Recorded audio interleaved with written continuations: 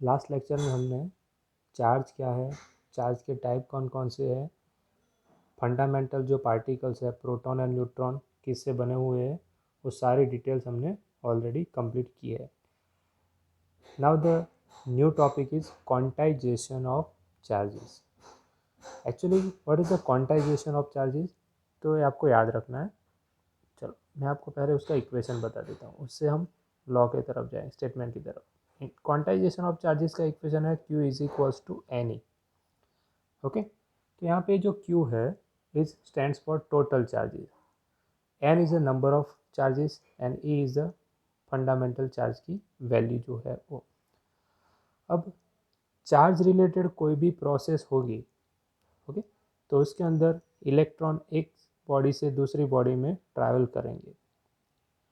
तो ये quantization of charges क्या स्टेट कर रहा है कि during any process, during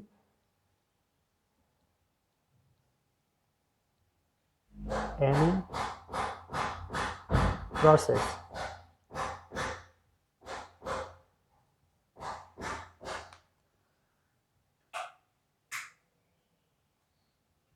the number of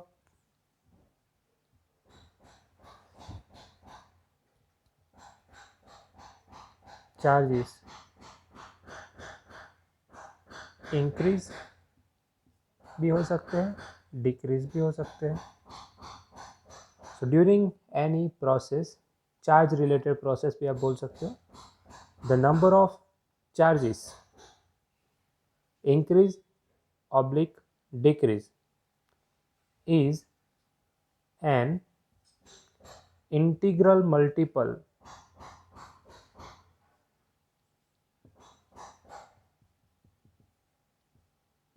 of fundamental charges।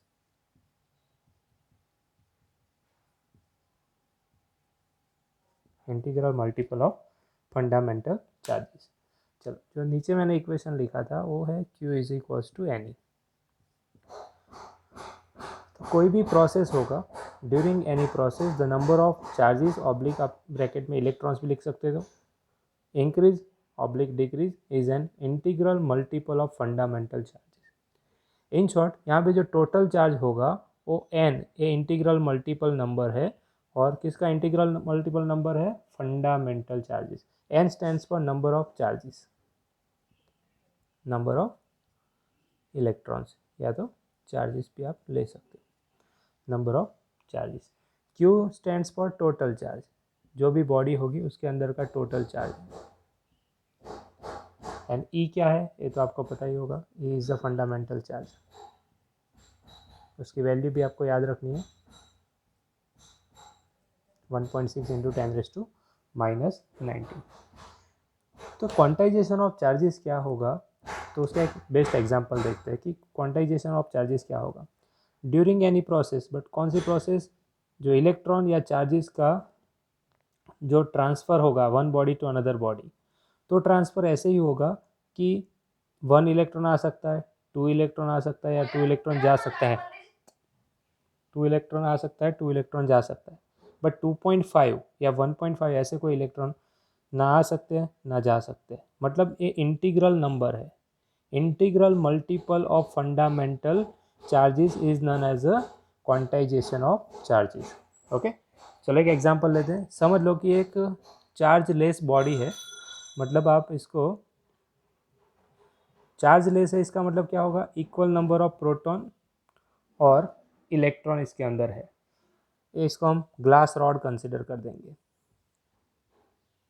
Okay, दूसरा यहाँ पे आप कंसिडर कर सकते हो वुलन क्लॉथ, जो इनिशियली चार्ज लेस है, ये वुलन क्लॉथ है जो इनिशियली चार्ज लेस है।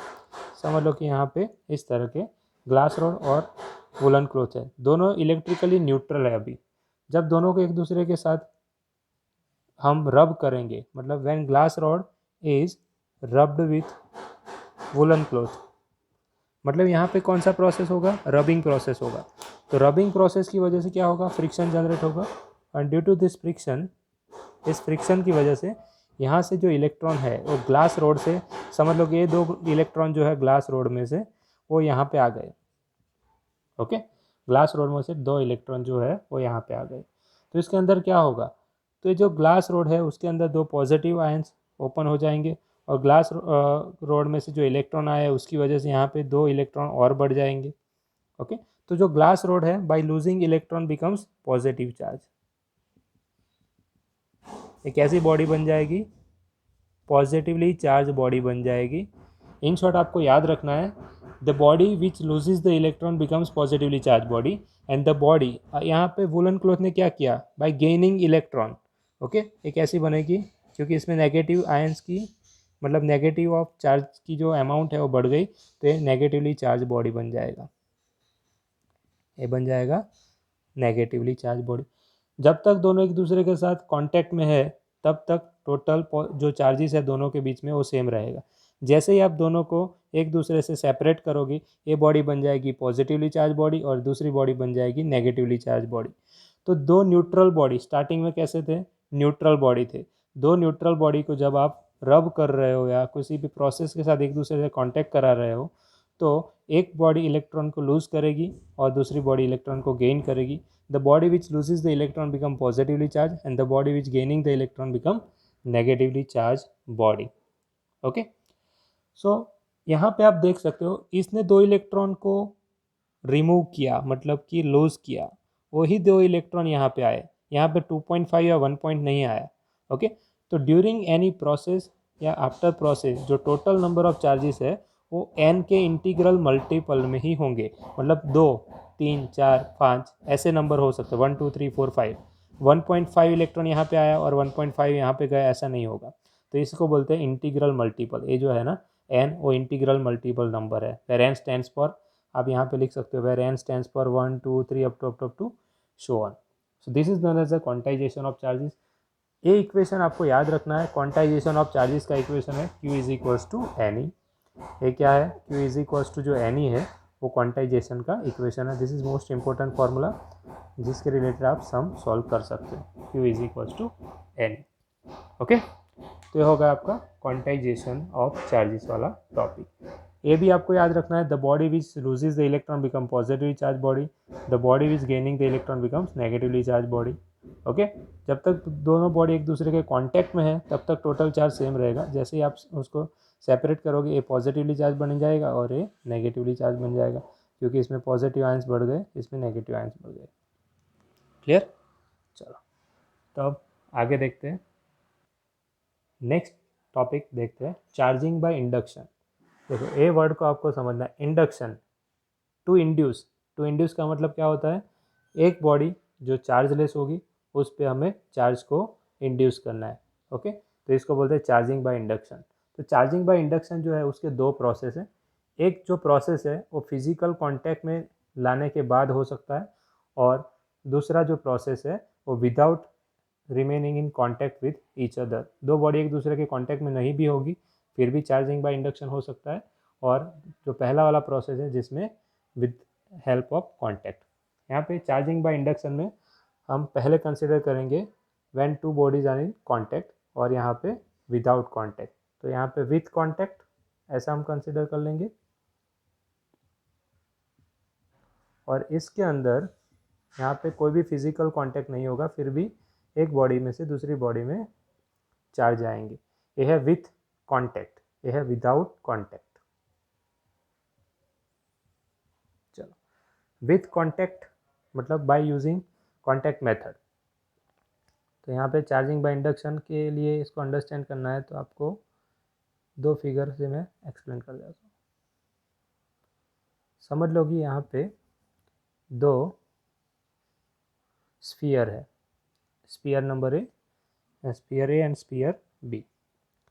जो स्फीयर 1 है वो पॉजिटिवली चार्ज बॉडी है, समझ लो कि ये पॉजिटिवली चार्ज बॉडी। और स्फीयर बी जो है वो चार्ज लेस है, मतलब इसके अंदर कोई चार्ज है नहीं। Q is equal to 0।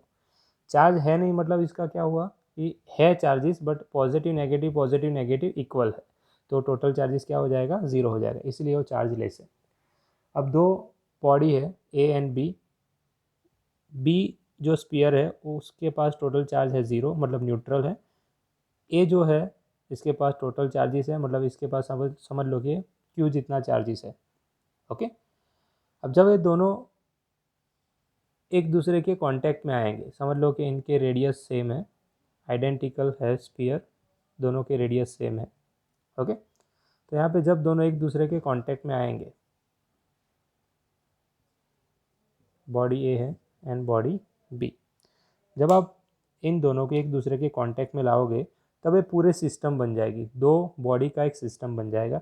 तो दो बॉडी का जो सिस्टम है उसमें टोटल चार्ज कितना है, तो total charge Q is equal to charge of A is Q and charge of B, Q dash ले लेते हैं यहाँ पे, total charge Q dash is equal to charge of A is Q and charge of B is 0।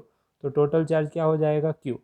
तो अभी system का total charge हो गया Q, दोनों एक दूसरे के कांटेक्ट में है तो टोटल चार्ज क्या हो जाएगा, Q। बट जब दोनों को एक दूसरे से सेपरेट करोगे, मतलब दोनों स्पीयर को आपने एक बार कांटेक्ट करने के बाद जब आपने सेपरेट किया, तो रूल्स के हिसाब से ये जो दोनों मेटालिक स्पीयर है उसके ऊपर इक्वल चार्ज डिस्ट्रीब्यूट हो जाएगा। तो यहाँ पे टोटल Q के हाफ पोर्शन, मतलब कि यहाँ पे Q/2 चार्ज डिस्ट्रीब्यूट हो जाएगा। ओके, तो when two bodies in contact with each other, तब टोटल चार्ज होगा उसका, इसका Q और इसका 0, तो Q+0 is equal to Q। Okay, but जब इसको हम रिमूव करेंगे एक दूसरे से, मतलब कि अवे ले जाएंगे, कांटेक्ट में नहीं है, कांटेक्ट हटा देंगे, तो A और B पे चार्ज क्या आ जाएगा, इक्वली डिवाइड हो जाएगा। कंडीशन क्या है, रेडियस सेम होनी चाहिए, तो Q/2 इक्वली डिस्ट्रीब्यूट हो जाएगा। ओके, तो आप देख सकते हो इनिशियली जो स्पीयर B है वो कैसा था बिफोर कॉन्टैक्टिंग प्रोसेस, वो था Q is equal to 0। After process करने के बाद इसकी वैल्यू क्या आ गई, Q/2। तो हम बोल सकते हैं कि sphere B becomes positively charged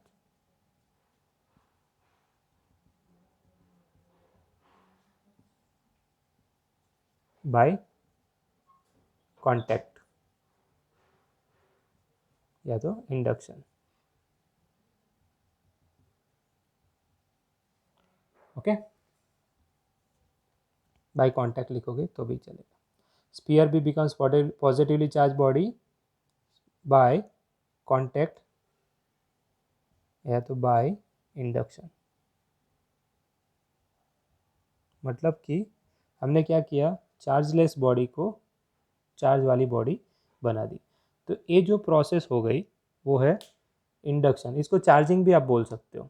okay, ये जो प्रोसेस है ये है चार्जिंग, मतलब एक चार्जलेस बॉडी को चार्ज देना, इस प्रोसेस को बोलते हैं चार्जिंग। समझ में आया?